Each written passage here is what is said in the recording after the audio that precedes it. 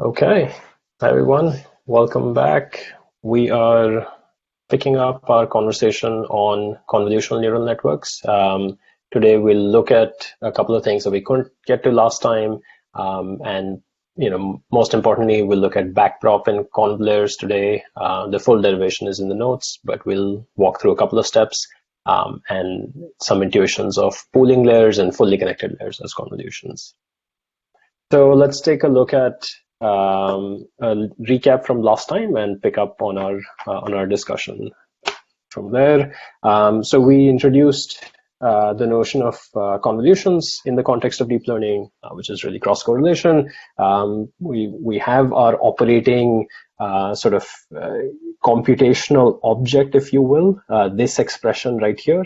And today, actually, we will talk about backpropagating through this expression.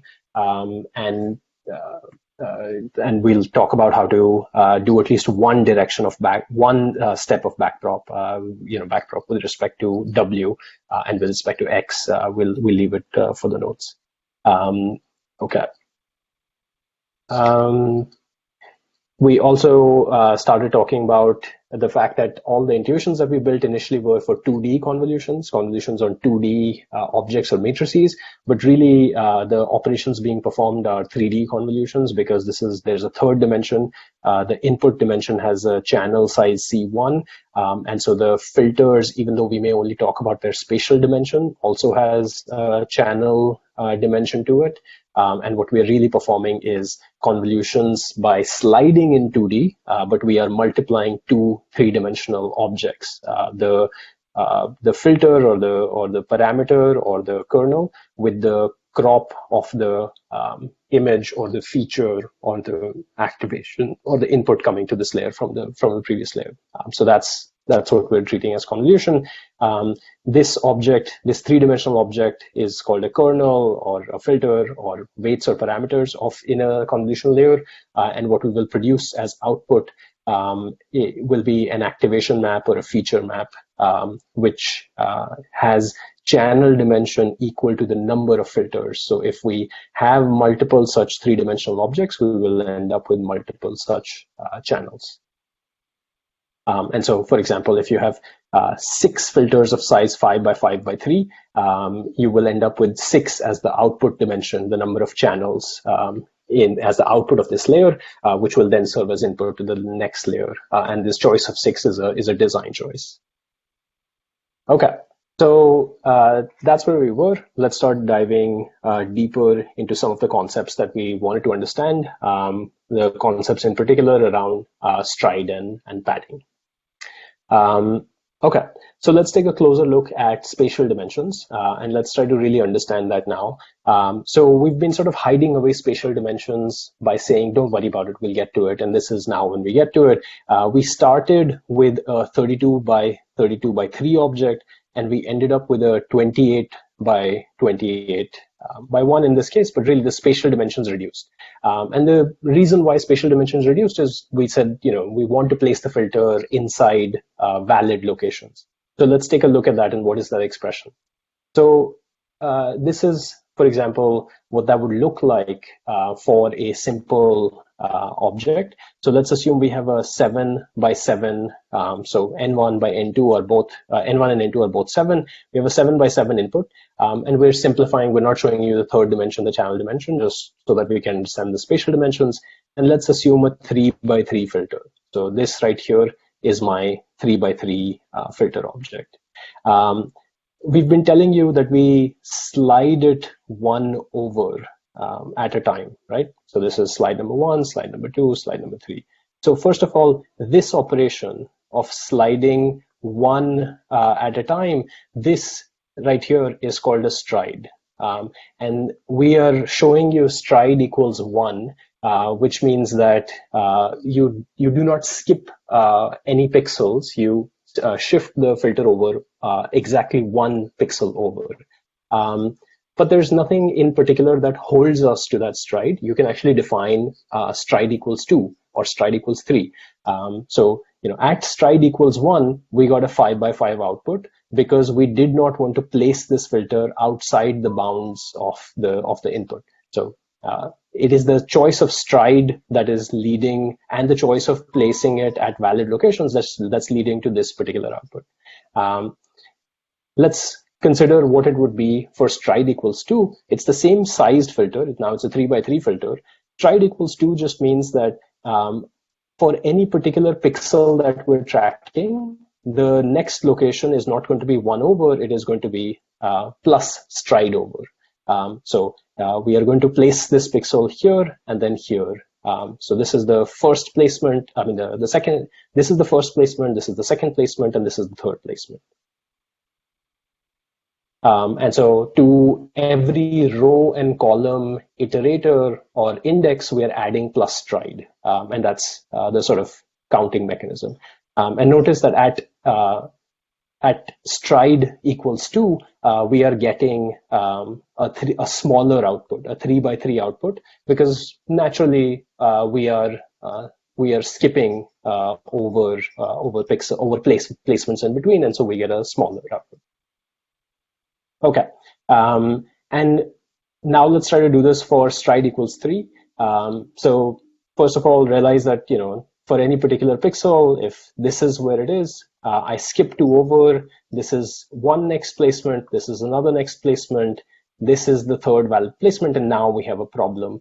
We actually cannot do stride equals 3, because that would result in this filter being placed outside the bounds of the image or the matrix. So the input dimension constrains what sort of strides we can use if we are choosing valid convolutions. If we want convolutions to always be filters to always be placed within the bounds of the image and exactly fit within the bounds of the image, the input dimension constrains what sort of slides we can use, the strides we can use. Okay, so we have stride equals 2 perfectly fine. Stride equals 3, we're running into problems. We actually just can't define stride equals 3 for a 7x7 if we want a valid convolution, because it leads to a placement that just doesn't fit. You cannot place a 3x3 filter with a stride of 3 in a 7x7 input. And so now we get to introduce this notion of a general sort of object of what sized output should you get with what sized input. So if you have an n by n input with an f by f filter, the expression for the output size is n minus f by stride plus 1. And the reason, the way you can, you don't have to memorize this, so you can usually see this expression happening, is that you track the last pixel. It's going to make some number of hops depending on your stride and your input size. And then if it is a valid convolution, it has to land on exactly the last pixel in the image. And so this distance is n minus f. That's the distance that last pixel has to travel, and that has to be proportional to stride. So the number of hops or that this filter makes is n minus f divided by stride, and the number of placements of the filter is number of hops plus 1, because at the very first placement, that's also a valid placement. So and that's how you get this n minus f by stride plus 1 expression. So if we're starting with a 7x7 filter, a 7x7 input and a 3x3 filter, at stride 1, 7 minus 3 by 1, you get 5 by 5 outputs. At stride 2, 7 minus 3 by 2, you get 3 by 3 outputs. At stride 3, it is just not divisible. So the expression is telling you that because you're getting non-integer outputs, valid placements are just not an option. So you cannot perform this convolution till you introduce this new concept of padding. Okay. So, but coming back, now that we understand stride and what's its impact on spatial resolutions, you realize that without padding, repeated convolutions with filters that have non-trivial spatial size will lead to reduction in spatial resolution. So just repeated convolutions will lead to reduction in spatial resolutions. And so if you do not want that, if this reduction is happening too fast, this reduction, if you do not control it, limits the depth of layers that you can stack in your neural networks, and you may be losing resolution too quickly. And so there are ways of controlling it. And so the common way of controlling it is to zero pad the border. Notice that this object right here that I'm drawing in the red, that's your original image. It's shaded in white, and there is a zero padding of one pixel around equally around the corners. And so now let me ask you the question: the input 3x3 filter was applied with stride 1. We padded it with 1 pixel border. What is the output size? Do people want to answer that in the chat? 7x7 input before padding. Padding of 1 pixel is applied. 3x3 filter, stride 1. What is the output? The reason why you can tell it's the same size is you've effectively converted n by n into n tilde by n tilde, where n tilde is equal to n plus twice equals 1. Because you've added in both one above, one below, one left, one right. So there's twice its effect that has been added. And if I just plug in n tilde in this expression, I guess I get n plus 2 times pad minus stride plus 1.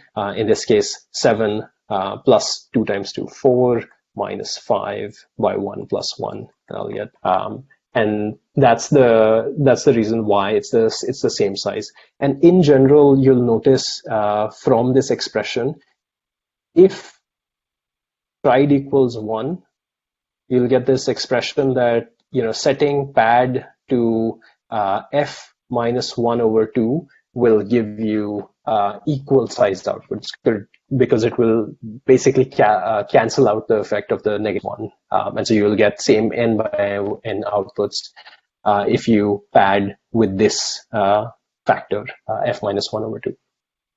Okay. So that's where we're at. We know how to now prevent aggressive shrinkage of the output size. 0 is an arbitrary choice. You can ask the question, why 0? Why don't I pad with 1? It doesn't matter. If you pad with some constant value, then that is non-zero, then all you're doing is playing because it's a constant value that's getting added to every single boundary pixel. 0 is simply a convenient choice. There's no right answer here. So that's where we're at. We can control output size. And in general, it is common to see convolutional layers with stride 1, filter size f by f, zero padding with f minus 1 over 2, which will preserve spatial size. So at 3x3, you'll get a zero padding of 1. At 5x5, you'll get zero padding of 2. At 7x7, you'll get zero padding of 3. That's a pretty common choice. Okay. Example time. Let's do this as a question. Let's say I have an input volume which is 32 by 32 by 3. So here are the spatial dimensions: 32, 32, 3. This is C1, and I have 10 5 by 5 filters with stride 1, pad 2. And so the question is, what are the spatial dimensions and channel dimensions? So what is M by M by C2? And you can paste your answers in the chat, but one hint I'll give you is that C2 is pretty easy to tell. That's right at you, but you can take a couple of seconds. If you just want to respond with C2, that's fine. If you want to respond with the entire triplet, that's fine too. I see some answers already. 32 by 32 by 10, 32 by 32 by 10. Yep, that is correct. So the 10 part is pretty easy. That's just coming directly from the fact you took 10 filters. You take 10 filters, you're going to get 10 of those as the channels, as the output. We we used 5x5 filters, stride 1, pad 2. We on a slide that for 5x5 filters, f minus 1 over 2, you'll get a padding of 2 preserving spatial size. So we'll get 32 by 32 by 10 here as the output. Okay. Output volume size is, as we said, 32 by 32 by 10. Another question here. So we're still in the same regime. We have 32 by 32 by 3 input. We have 10 5x5 filters with stride 1, pad 2. What is the number of parameters in this layer? And you can take a couple of seconds to think about that. Remember that this is 32 by 32 by 3. We are producing output, which is also 32 by 32. Now here 10, and we have 10 such filters. We have actually given you an expression in past, which has to do with, K1 by K2 filters, and there were C1 input channels, C2 output channels. So what is the total number of parameters here? Now that I've told you that bit of information, that 760 is the right answer, not 750, think about where you may have gone wrong in your calculations. And typically where people go wrong is a direct consequence of the way it's taught, which is I don't talk about bias because it's just in there. And yes, that's exactly what's going on. You have 5 by 5 by 3 objects. Those are your filters, right? But you also have a bias, and there's 10 of them. And that's what gives you, here in this case, 76 times 10 equals 760. There is one bias corresponding to each filter, obviously. There's 10 filters, and that's why you have 760 total parameters. Okay, so +1 for bias. All right. So to summarize, a conv layer, accepts a volume W1, height by width by some dimensionality. There are 4 parameters that you have to specify. You have to specify number of filters, spatial extent, their stride, and the amount of padding you want. Notice this is exactly why people don't talk about the channel dimension, the input channel dimension, because you don't get to specify that in that layer. It's just specified based on what sort of volume you are accepting as input. And some common choices for K, which is the number of filters. It's, in powers of 2, but really it's about how many neurons do you want in a fully connected layer, for example? This is a similar question. How many channels do you want as the output? And it's very common to have 3 by 3, 5 by 5 filters. If you're coming from a signal processing background, it is natural to think, obviously, that you will want odd-sized spatial dimensions because you think of the origin as lying in the center. But notice that in deep learning, there is no reason to have any notion of symmetry in the filters with the center pixel being special. So it is actually possible to have 2 by 2 filters. It is possible to have even by even sized filters. It's just odd, but it's certainly possible. Implementations will allow it. You just have to make sure that if you want valid convolutions, what you want. If you are going to do padding, it just becomes an awkward calculation where you pad on one side and don't pad on the other if you want the same size outputs. But it's certainly possible. You will see it in some implementations where they'll have 2 by 2 filters, for example. Certainly possible. Okay, so now that we've looked at stride and padding, let's look at an interesting question of 1 by 1 convolutions. And so this is an interesting question. Can we actually? I said we are in this modern deep learning regime. We can have even-sized convolutions. Can we have 1 by 1 filters? Can we have spatial dimensions equal 1? If you pose that question to a signal processing person, 1 by 1 filters are just weird. Like, why would you even want a 1 by 1 filter? That does nothing. It's just a scalar product. Because if you think about it, for a 2-dimensional object, if you have X here and W here, which is a 1 by 1 object, I'm not drawing the spatial dimension now. I'm just talking about 2-dimensional signals, and we'll talk about channel dimensions in a bit. If W only has 1 by 1 spatial dimensions, all that you're saying is that in order to compute Y 0, 0, I put this, one-dimensional, one-by-one object on the input, and there is no need to do any enumeration or summation. All that happens is y 0, 0 is x 0, 0 times w 0, 0. And you just keep repeating that at all locations, and the expression tells us that analytically as well. YRC, we remember we're summing over spatial dimensions k1, b going from 0 to k2 minus 1, x r plus a, c plus b, wab. That's how we were defining convolution. Well, if k1 and k2 are both 1, this summation basically goes away. There's just one expression here, and that's x r comma c w 0, 0. So it's basically take your input x, there is a scalar, multiply every pixel by that scalar, and that's how you get that output. So one-by-one convolutions don't make any sense. You don't need to implement them as convolutions. You just write them as for loops, or you're basically multiplying every pixel by a scalar. But from a deep learning perspective, it is perfectly valid to define one-by-one convolutions. It is a lot of times useful to define one-by-one convolutions. And that's because one-by-one convolutions are just telling you about the spatial dimension. They are not telling you about the channel dimension. We have, let's say 56 by 56 by 64 dimensional input. When I say one-by-one convolution, what I really mean is I have 1 by 1 by 64 is the object that I'm constructing, right? And I'm drawing the third dimension horizontally. And so there's really 64 numbers in my 1 by 1 filter. There is not just one number. And what I'm doing is I'm placing those 64 numbers at every pixel, and I'm multiplying. And so it's not just multiply every channel with a scalar, it's multiply every channel with a scalar and then add them in that combination. So it's a linear combination operation that I am getting as the output of these channels.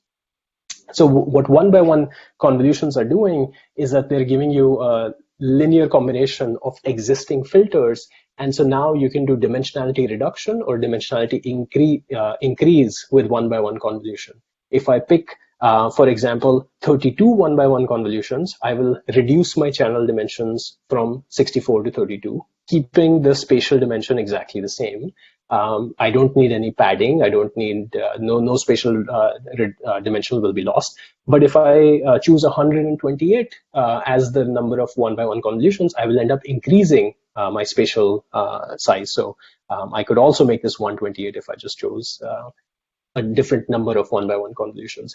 So really, one-by-one convolutions serve as a way of shimmying data from one layer to another. If there is something downstream where you want it to be a particular size, there's something upstream that's producing a different size, think of one-by-one convolution as a way of just performing dimensionality increase or reduction in the channel dimension. Okay. All right.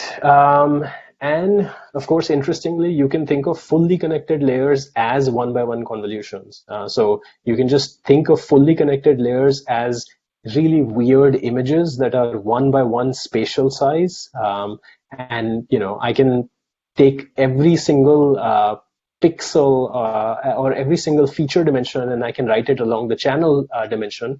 And then I can think of my weights as also one-by-one and stretched out along the channel dimension. And this is a very weird convolution. It's a one-by-one input being convolved with a one-by-one filter. So there's no spatial movement at all. And it's just performing dot products at this point. It's just a weird transpose. We're playing around with the 3D rotations and transposes to get to write down a fully connected layer as a one-by-one convolution. Okay. All right, so we've looked at these two things so far, and next what we'll look at is backprop in convolution layers.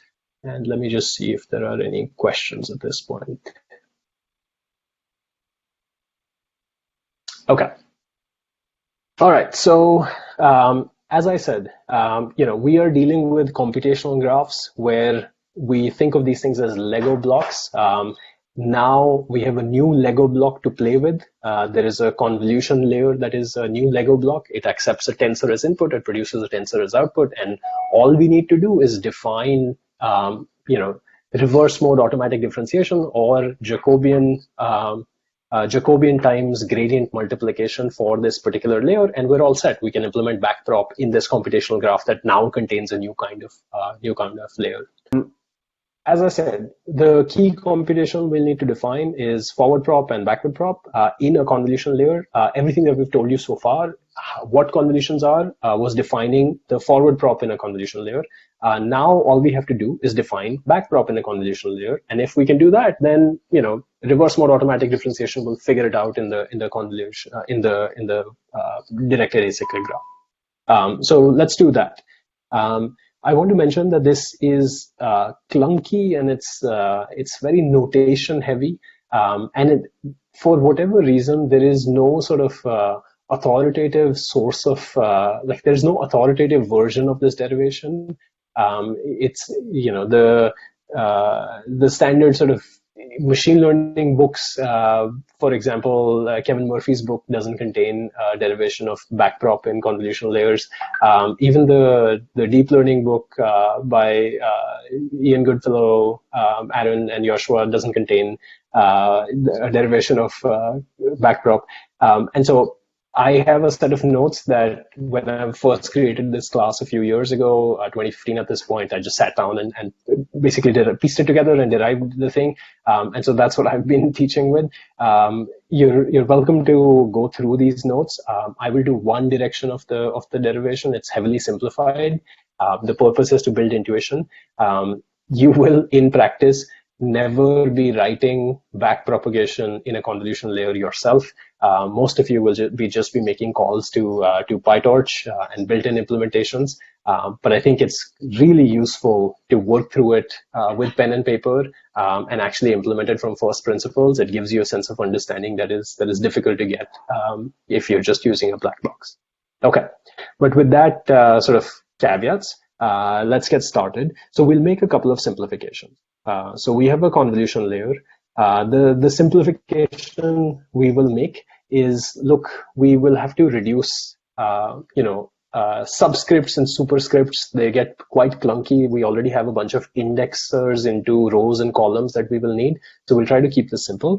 We will say that C1 equals C2 is equal to 1. There's one channel input, one channel output. It doesn't really make a difference to the derivation, because if you wanted to do this for more channels, there is just another summation that gets added in the forward pass, and there's another summation that gets added in the backward pass. So let's consider the simplest case. And let's not overload the H notation with the HL and the HL plus 1. I will keep it simple by saying, there's an input X, it produces an output Y by taking the filter W.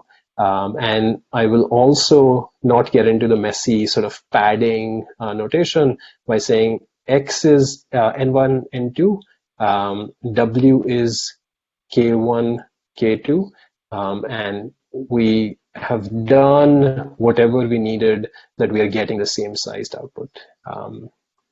So there's padding that's already been done, appropriate padding that's been done. Okay, so this is just to keep things simple. Notice that backprop as input will give us the partial of the loss with respect to Y. This is an object of size N1 by N2. And what we have to implement, or what we have to derive first, is how do we get the partial of loss with respect to X so that this propagates backwards to other layers? And how do we get the partial of loss with respect to W so that this object we can use for gradient descent? And this is the sort of key computation that we need to do. Okay, and so this is object number 1 that we need to compute. This is object number 2 that we need to compute. I will show you how to compute object number 1. I will do that derivation in class. For object number 2, I encourage you to check out these slides, these notes. They contain the detailed derivation. Okay, so let's take a look at that. So the object that we need to compute is the partial of loss with respect to W. Okay.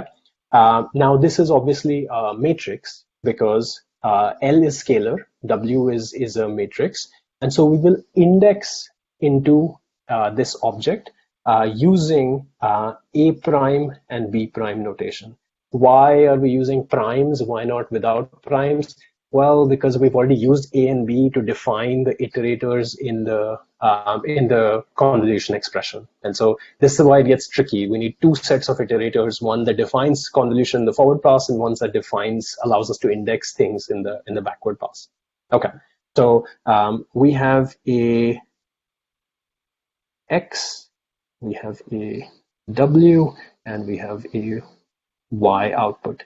Now the question that I will ask is, look, there is some filter, there's some pixel A prime and B prime in W.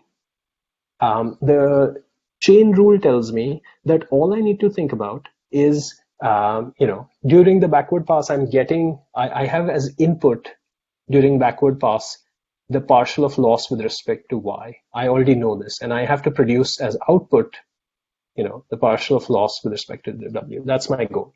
If I already have this as input, all I need to think about is how does W affect Y, and how does Y affect the loss, because the input is already telling me that.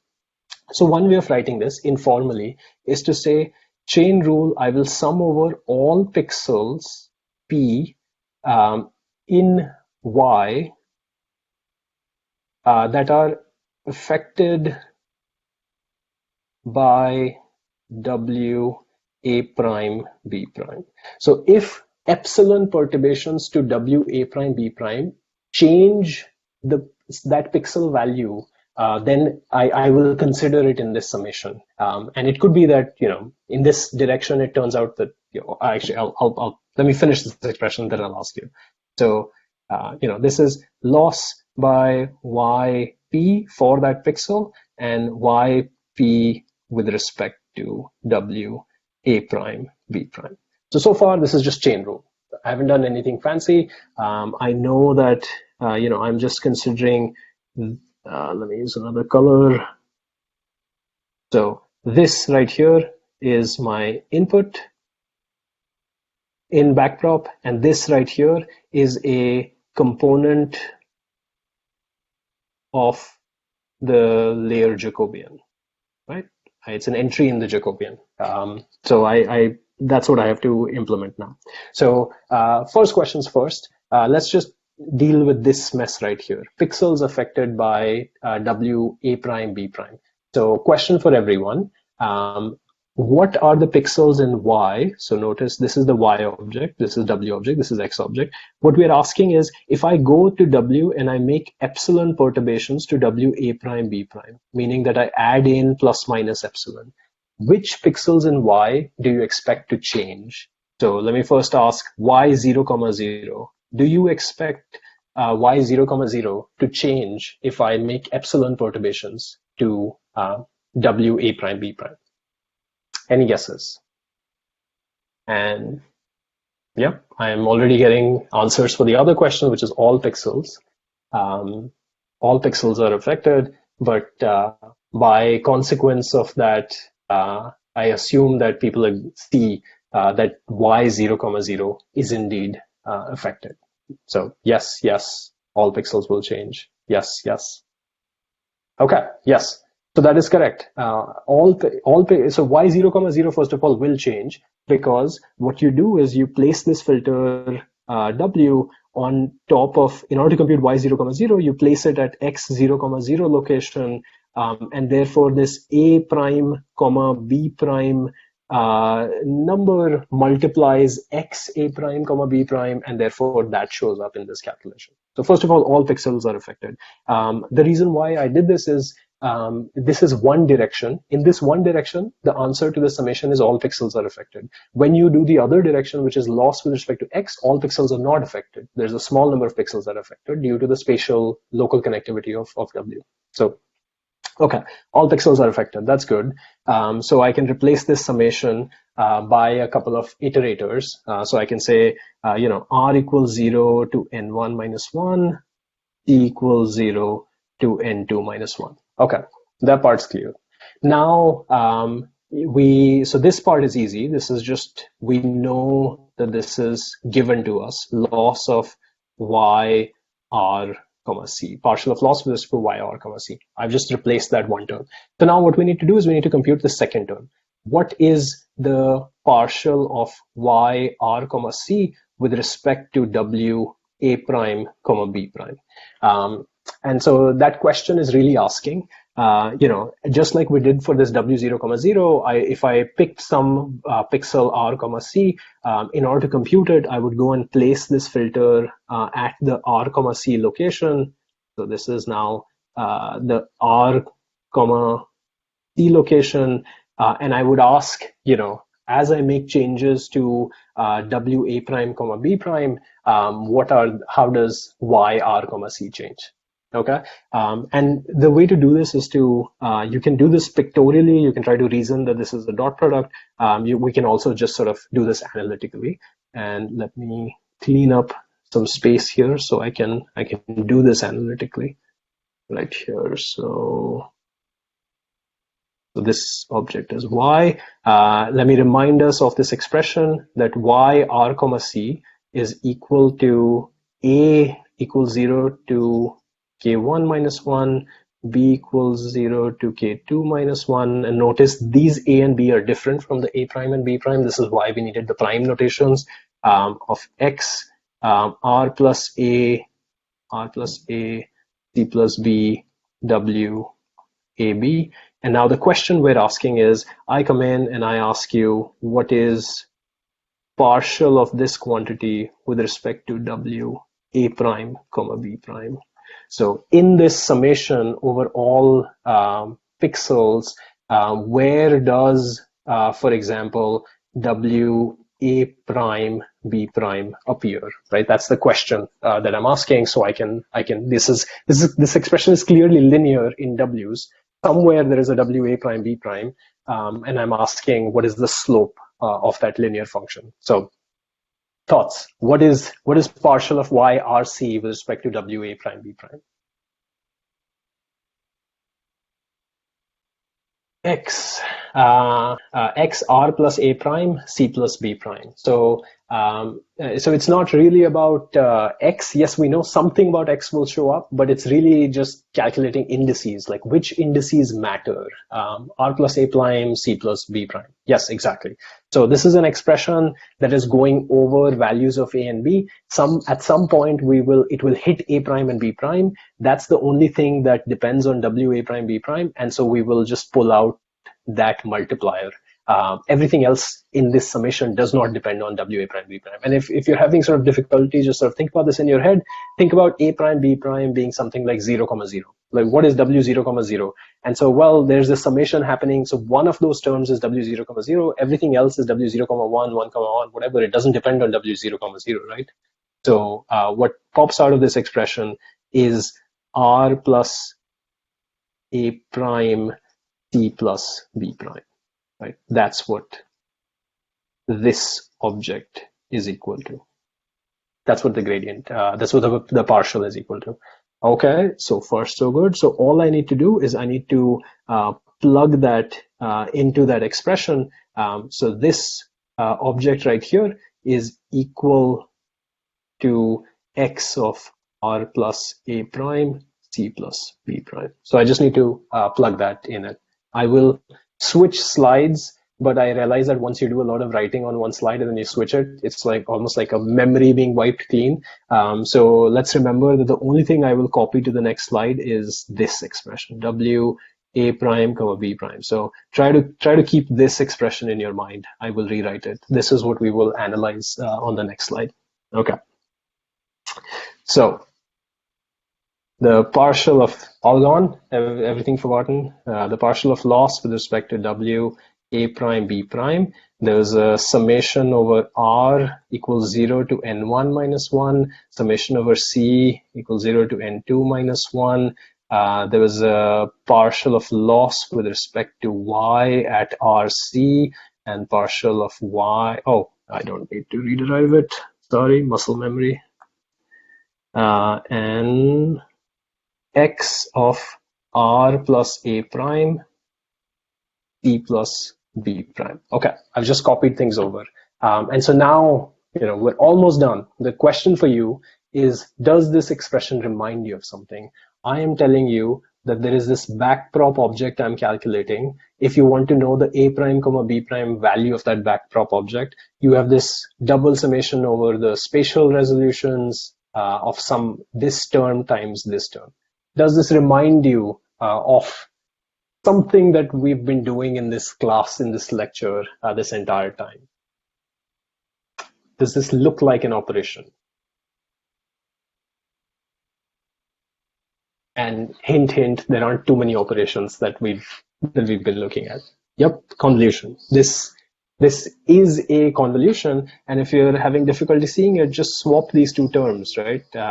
So remember, our convolution definition was YRC is equal to summation of A equals 0 to K1 minus 1, B equals 0 to K2 minus 1, X R plus A, C plus B, W, A, B.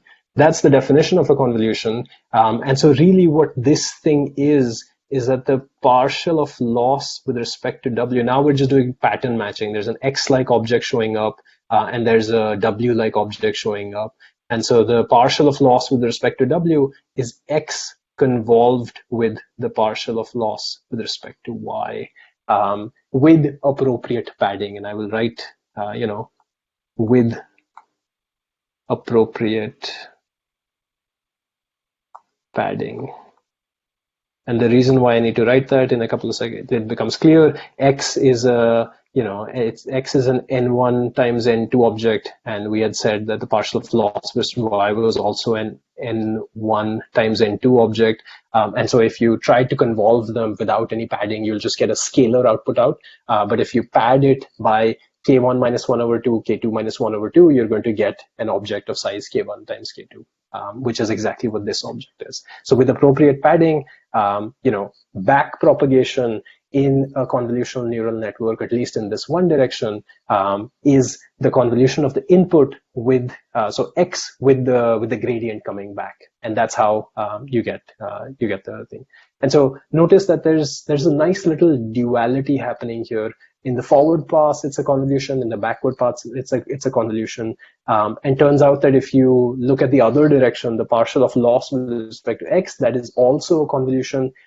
It turns out not to be a convolution with X. It turns out to be a convolution with W. It ends up being W slightly modified. You have to sort of flip the filter about its center. You can also think of it as a 180-degree rotation of the filter. It shows up just because the rotation and the flipping shows up just because of how the notation sort of works out and the way the operations are defined.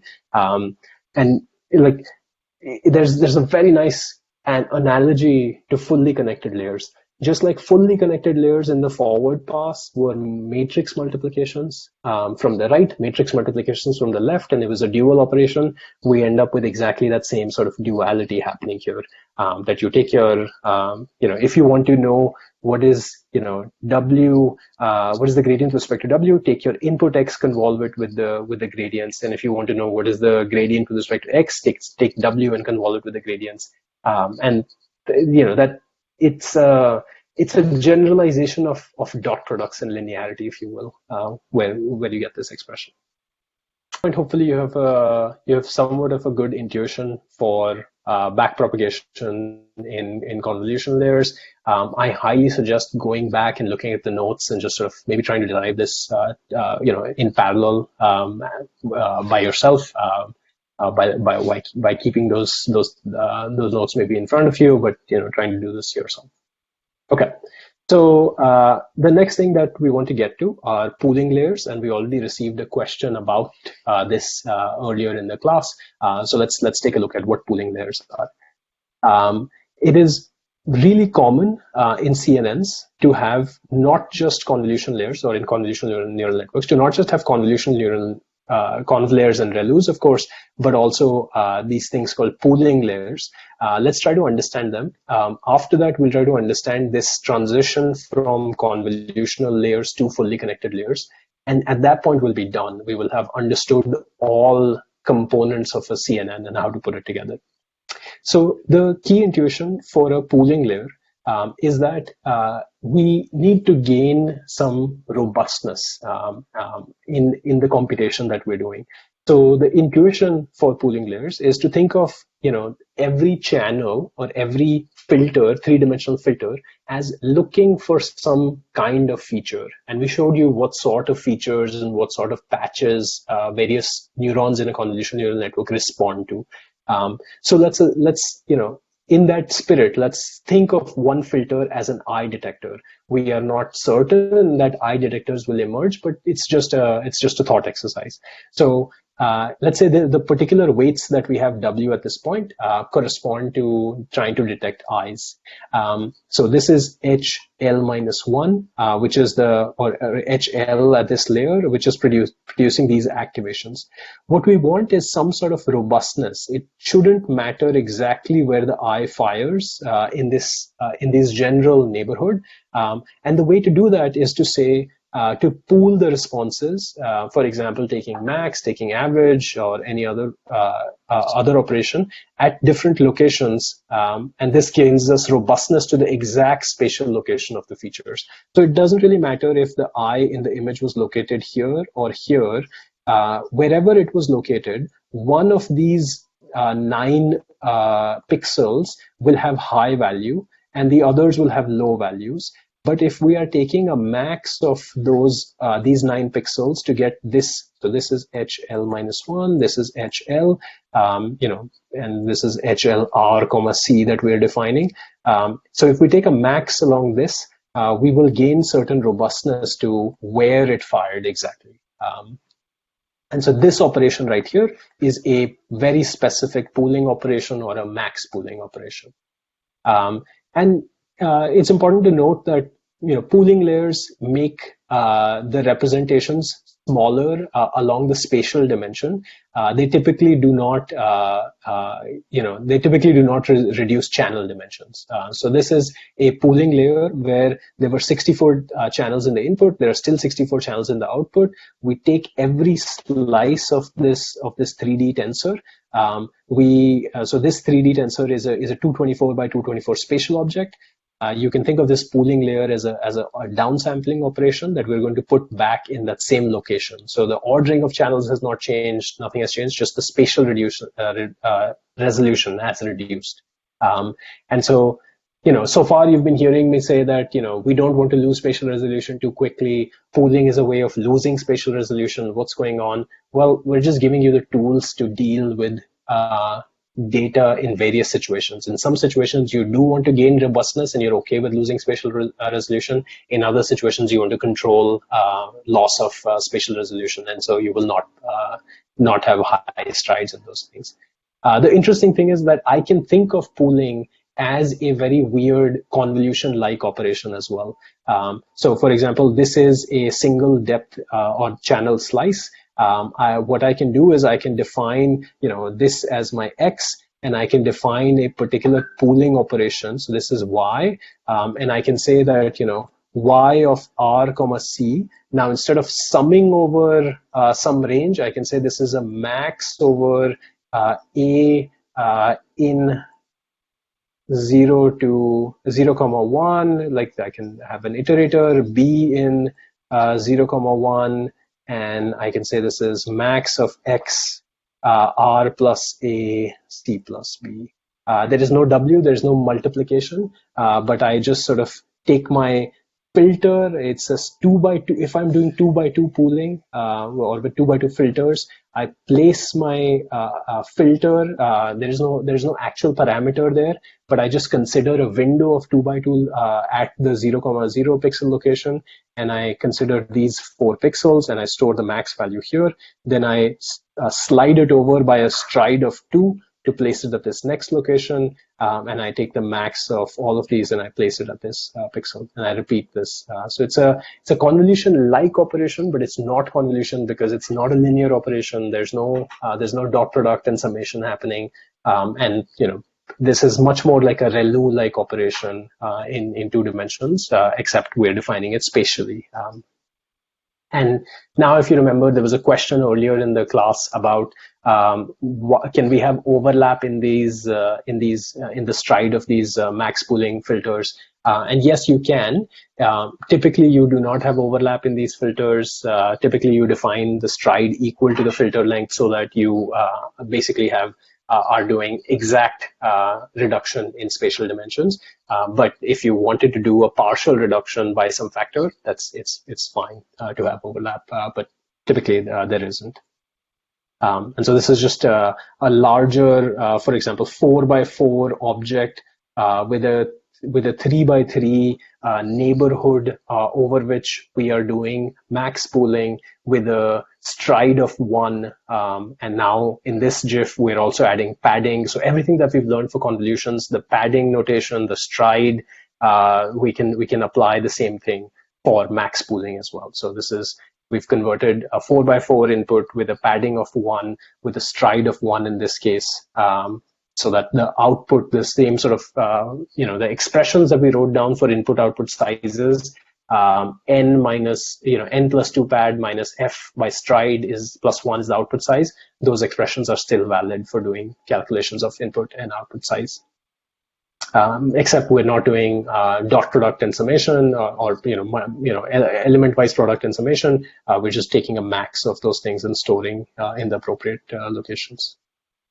And this was all max pooling, which defines a max over a neighborhood of rows and columns, but you do not have to be restricted to max pooling. You can do mean over that neighborhood.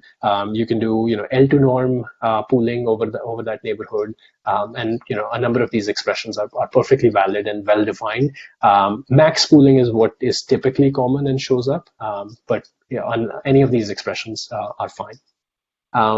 One thing I want to use this pooling step for is to convey the notation, convey the concept of receptive field, which is a very useful concept. So let's assume we have a convolution layer followed by a pooling layer. So going from HL minus 1 to HL to HL plus 1. And so this is, for example, one of the channels in the HL minus 1. We notice that there are some pixels, that are involved in the computation of this one pixel on the output. And remember, we made an argument that the whole entire point of convolutions arise as a result of local connectivity. That there is a small number of pixels that affect the computation of this one pixel, but as soon as you have pooling, you realize that any of these 9 pixels, any of these, 4x4, 16 pixels affect the output at this one pixel at the next layer. So this is HL minus 1, this is HL, this is HL plus 1, a slice in HL. So this is one pixel in HL plus 1. And we notice that as a result of pooling, you have a larger set of pixels change in which this pixel value changes. And this is quite common. When you stack together convolutions or you stack together convolutions and pooling, this notion right here is called receptive field. A receptive field is the set of pixels that affect the value of a particular pixel R, C in a layer L plus 1 or L. So you pick a particular pixel and you pick a particular layer. The set of pixels in the input, for example, that affect this pixel's value is known as its receptive field. That is the portion of the input that this neuron and this pixel looks at. And stacking of convolutions or stacking of pooling increases the receptive field. So if you have a F by F filter in the convolution layer with a stride of 1 and P by P pooling region in the pooling layer, you get P plus F minus 1 times P plus F minus 1 as the receptive field in this new layer. And this is quite common for people who have taken sort of signal processing classes. You know that this P plus F minus 1 expression is coming from the support of two filters that are convolved with each other, and so this is that expression, and it gets additively added as the region. And so very quickly, as you go deeper into these neural networks, you get receptive fields that are large enough to be the size of the entire image. So very quickly, the entire image plays a role in the computation of a particular pixel at a layer. Okay, and so that's where we are with pooling layers. So pooling layers are kind of like convolution layers in their API. They also accept volumes. We define a spatial extent and a stride just like we would for convolution layers. And you go through the same sort of calculations for the stride and the input-output sizes. Stride of 2 is pretty common with this filter size of 2. 3,2 is also pretty common, and you get the same calculations. Notice that there are no parameters in this layer. It computes a fixed function. You can backprop through it, of course, and you have to in order to backprop, but there are no parameters to be updated. So you do not need a del L by del W. You don't need that. Okay, so let's stop here, and next time we will look at this first transition from a convolutional object to a fully connected object, and that is the one sort of special thing that requires a bit of careful treatment. And at that point, we will basically be done with sort of developing CNNs.